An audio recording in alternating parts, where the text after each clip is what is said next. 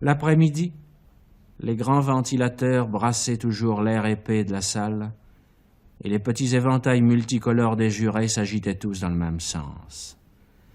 La plaidoirie de mon avocat me semblait ne devoir jamais finir. À un moment donné, cependant, je l'ai écouté parce qu'il disait « Il est vrai que j'ai tué ». Puis il a continué sur ce ton, disant « Je » chaque fois qu'il parlait de moi. J'étais très étonné. Je me suis penché vers un gendarme et je lui ai demandé pourquoi. Il m'a dit de me taire et après un moment, il a ajouté « Tous les avocats font ça ».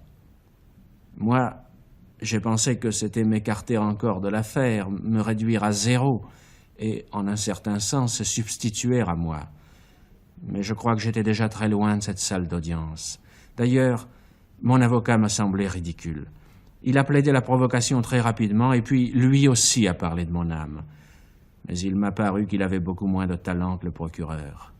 Moi aussi, a-t-il dit, je me suis penché sur cette âme. Mais contrairement à l'éminent représentant du ministère public, j'ai trouvé quelque chose et je puis dire que j'y ai lu à livre ouvert. Il y avait lu que j'étais un honnête homme, un travailleur régulier, infatigable, fidèle à la maison qu'il employait, aimé de tous et compatissant aux misères d'autrui. Pour lui, j'étais un fils modèle qui avait soutenu sa mère aussi longtemps qu'il l'avait pu. Finalement, j'avais espéré qu'une maison de retraite donnerait à la vieille femme le confort que mes moyens ne me permettaient pas de lui procurer. Je m'étonne, messieurs, a-t-il ajouté, qu'on ait mené si grand bruit autour de cet asile, car enfin, s'il fallait donner une preuve de l'utilité et de la grandeur de ces institutions, il faudrait bien dire que c'est l'État lui-même qui les subventionne. Seulement, il n'a pas parlé de l'enterrement, et j'ai senti que cela manquait dans sa plaidoirie. Mais à cause de toutes ces longues phrases, de toutes ces journées et ces heures interminables pendant lesquelles on avait parlé de mon âme, j'ai eu l'impression que tout devenait comme une eau incolore où je trouvais le vertige.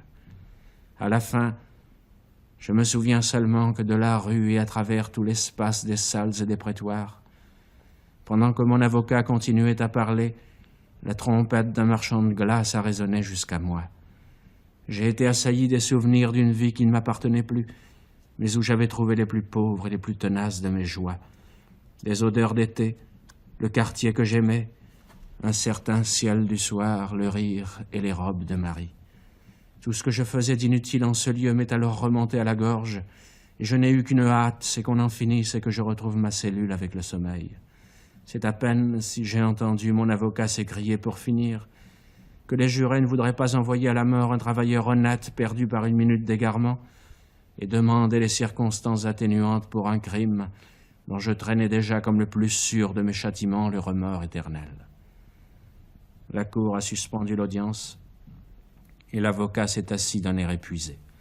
Mais ses collègues sont venus vers lui pour lui serrer la main. J'ai entendu « Magnifique, mon cher !» L'un d'eux m'a même pris à témoin. « Hein ?» m'a-t-il dit. J'ai acquiescé, mais mon compliment n'était pas sincère parce que j'étais trop fatigué.